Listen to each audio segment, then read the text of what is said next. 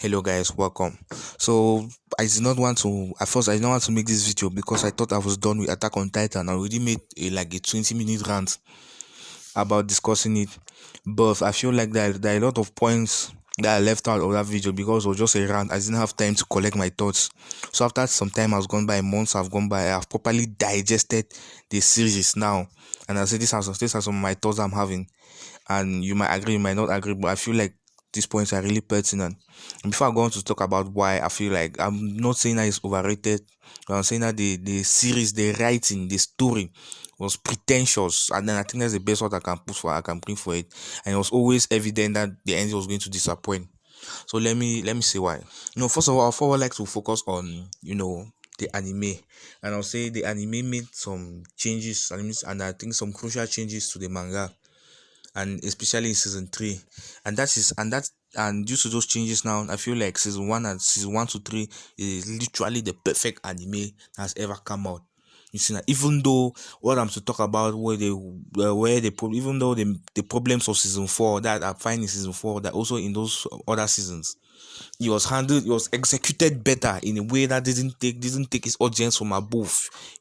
Isn't take its audience from above, like, oh, I am like, feels like it's too smart or it's too intelligent for the people who are viewing it.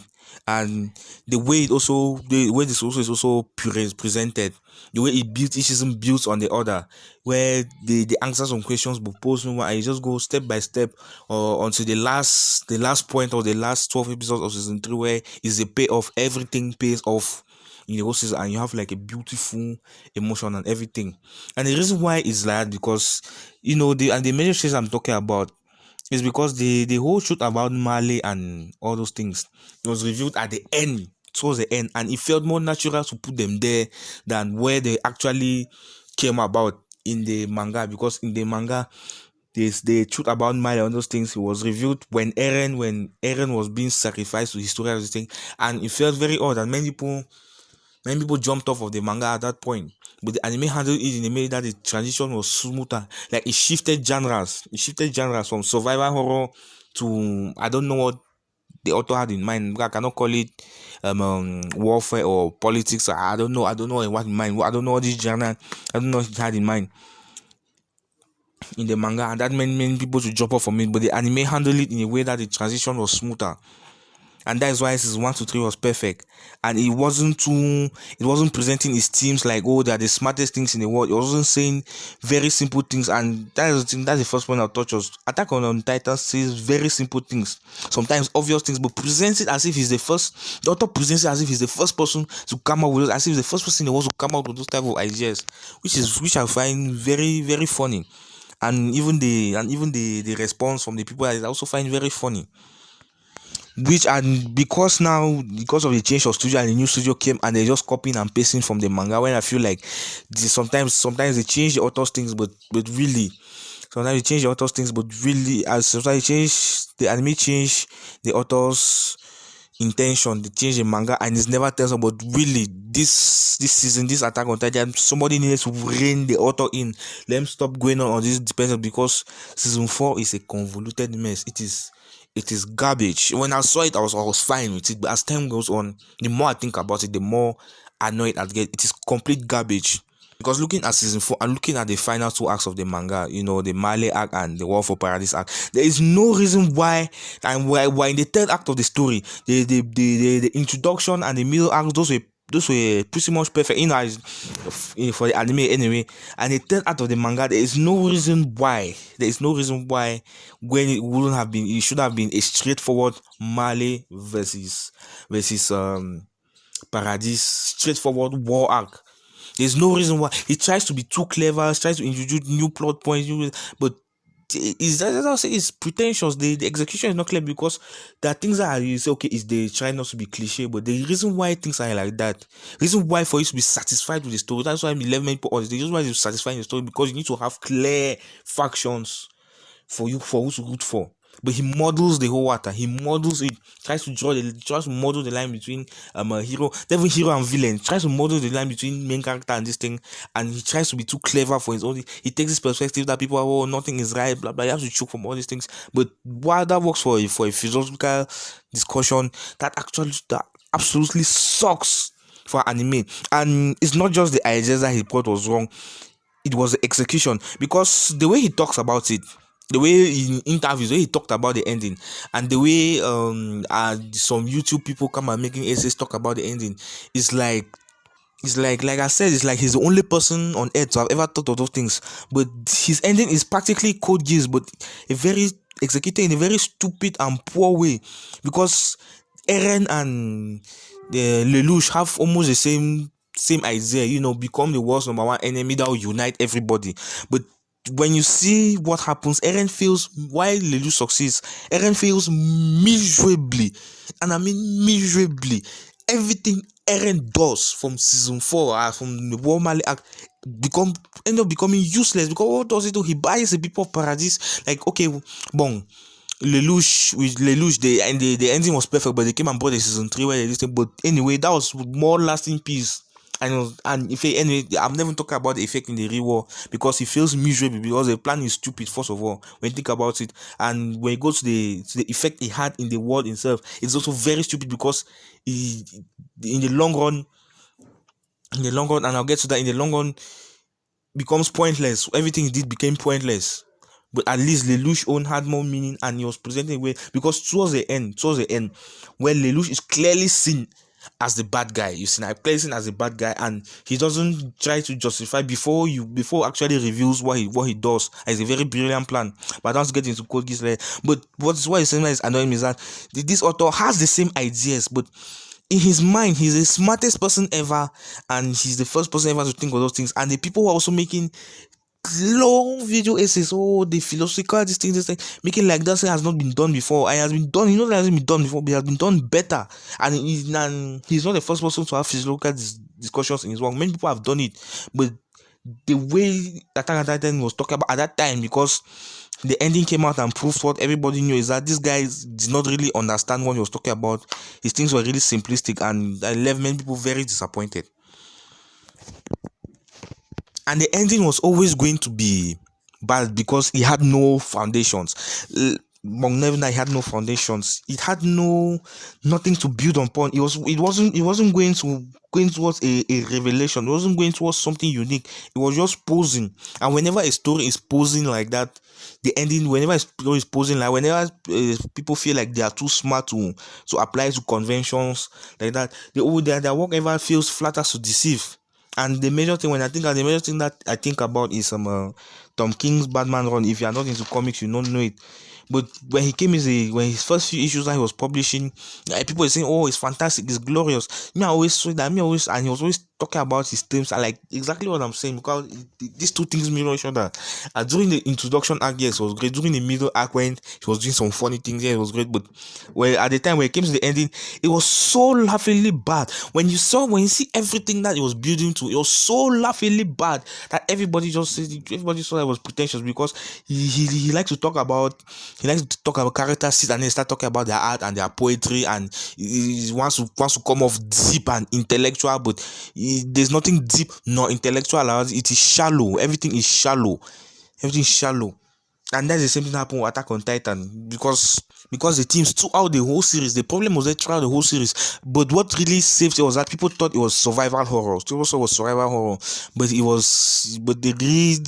what it was really building to was, because if you look at the past seasons, there was a lot of foreshadowing in. So I think by the time he started, he already had an ending in mind. As I already said, he already had an ending in mind, and all of that was building towards it. The only reason why the pretentiousness of the whole of all the things he was saying, like I rewatched season 1 and season 2, especially season 2, where I've forgotten who was.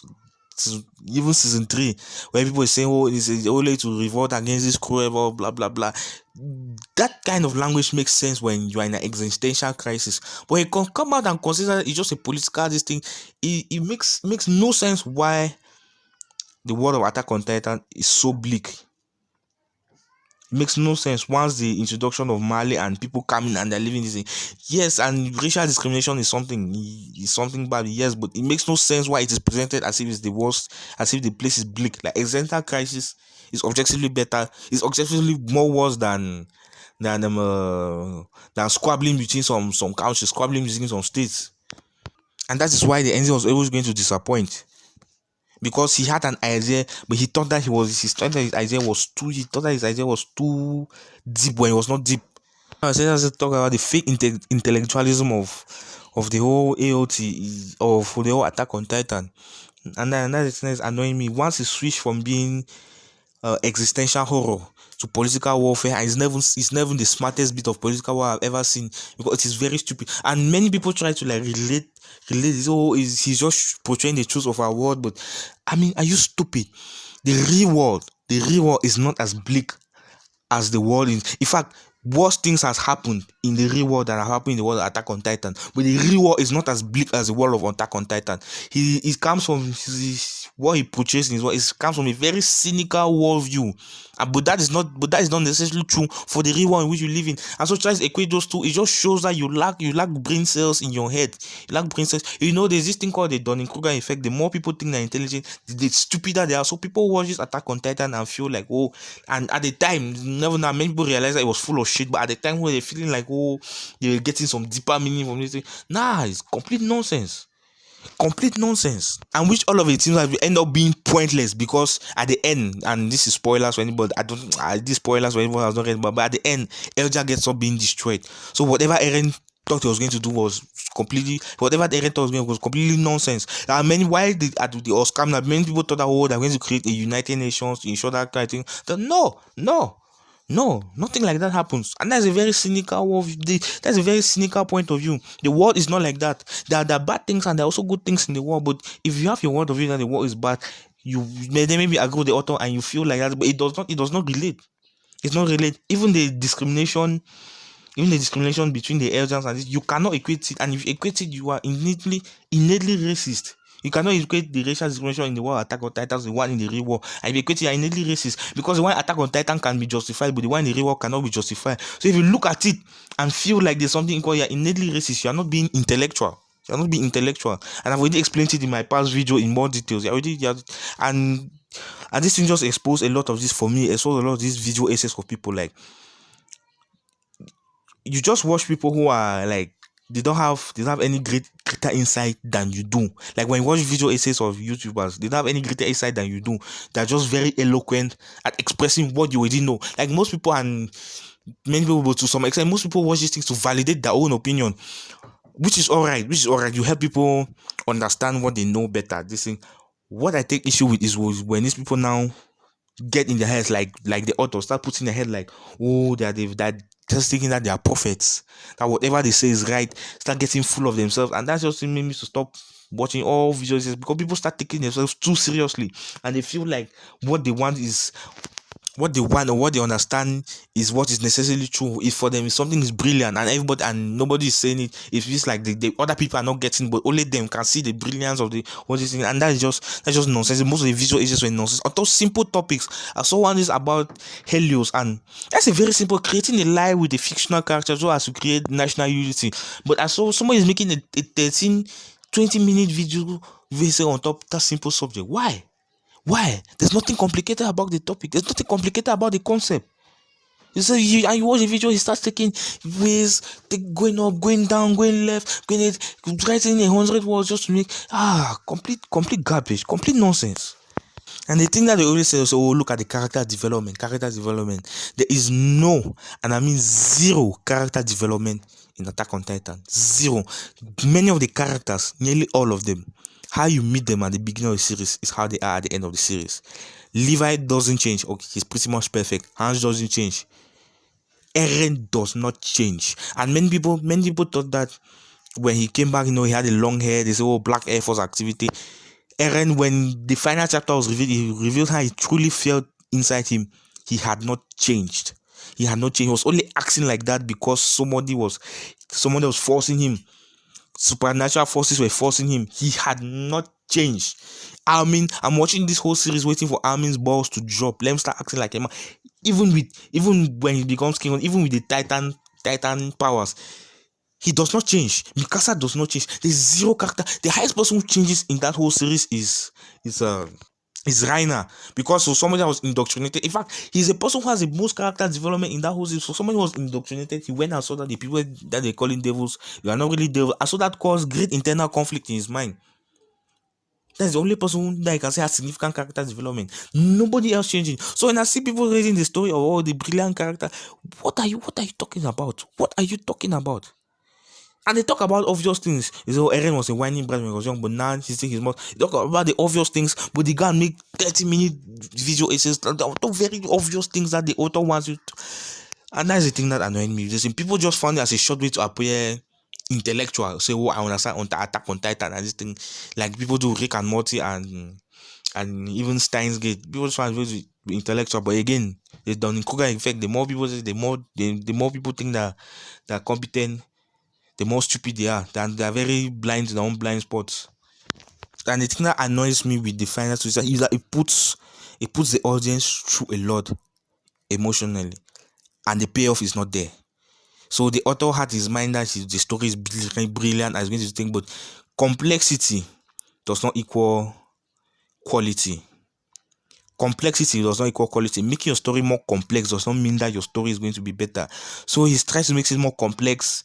Like I said, blurs the line between hero and villain. In fact, he just meshes everything up until it becomes a mess.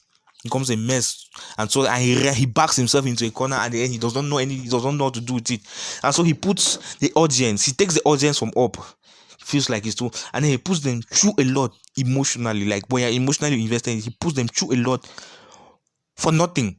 For nothing. There's no payoff. There is no payoff. There's no payoff. And so what's the point? You just end up being deflated. You just end up asking yourself, why do I care about this nonsense? Why do I care about this nonsense? Because like I said, Eren's plan feels miserable on every end. Okay, sure, he buys what he wanted to do. I don't know what he wanted to do, because he gets rid of the Titan. He destroys 80% of the world. And okay, on to the fact, okay, Mikasa goes to leave old age and die. Okay, bam. And Yemi, and I say it changes, and now you're talking about the thing changing genre again. It changes focus from survival horror to political warfare to now becoming a love story, which is what, and which shows you that somebody did not really. The fact that I know the fact, I'll just leave it at that point, because it starts becoming rubbish, and the author is too blind to realize that where his story is going. Because anyway, I'll just leave it like that. So as I'm saying, he puts the audience through a lot, but there's no payoff. There's no great payoff. There's no great, and he keeps apologizing, and then the ending that is coming out is instead worse and worse and worse endings. And I don't know what's the apology for, when you know that something is instead coming that the readers will instead hate the most. To me, I don't see any reason why the final arc shouldn't have been. It should have been a straightforward war arc. Paradise versus Mali. And I think like that had more potential than what we eventually got, because you can have a simple premise, but the intricacies can become. But no, he decides to have a complex, convoluted plot, and then people start gisting themselves. Oh, the physical depthness when there's nothing there, and so then when the ending comes out, it is complete rubbish. Nothing Eren does has any long-lasting effect, because apart from the fact, okay, Mikasa got to live and die, but. And what was the whole point of Historia being royal blood? What was the whole point of her being royal blood? That storyline goes nowhere. What's the point of her being pregnant? That storyline goes nowhere. What's the Yera guys end up doing? The story ends up going nowhere. Paradise ends up being destroyed, and I'm sure all the agents end up being killed. All the agents, yes, I'm sure all the agents end up being killed, because all the agents end up being killed, and Titan power completely destroyed. So what did he achieve? What did he achieve? If he wanted to live long with Mikasa, he could have just run away with her. He achieved nothing. And finally, I want to say that the state of the thing is not because of the publishing company. And many people when the ending came out and it was absolutely terrible, they decided to defend him, saying no, it's because the publishing company was forcing him to do this thing, blah blah blah. See, let me tell you something. Kadokawa, and I don't know what the exact name is, gave him all the things he needed to succeed. And I'll say this: the art of Attack on Titan is kind of ugly. It is kind of ugly, very ugly in some places. But he has a very uneven release schedule. One in 1 month, one in 2 months. Very release schedule. That means that publishing company gave him the perfect environment for him to succeed. They gave him everything for him to succeed. And he was a golden egg. And it was a golden egg. He's the one who really launched a publication to the highest end. So you not come and start telling me that no, it's because of the publication, this thing, when they gave him everything to succeed, when his art is not that great, and they are not putting pressure on his back. Like no way, he must release the chapters on a regular schedule, because the release schedule for it was very uneven. And there are many authors there who make the best art, who make beautiful art, but their series get canned after some time. If they get sick and they are not able to put on a regular schedule, their series get canned. So you cannot start telling me that the publishing company instead gave him too much freedom. So the editors did not do their job into reining him in with some of his wacky ideas. They know that you're reining in him, and that's how the story ended up disappointing. And anyway, and that was saying, it's not the fault of the publishing company, it's the fault of the author himself. But anyway, that's the end of the video, and I hope I wouldn't have to talk about Attack on Titan again after this whole series, because I am tired. I'm tired of it. Now that I've gotten my final thoughts out there, I hope this will be the end of it. So anyway, guys, thank you for watching. If you like the video, you drop a like, and okay, I'll see you at another time.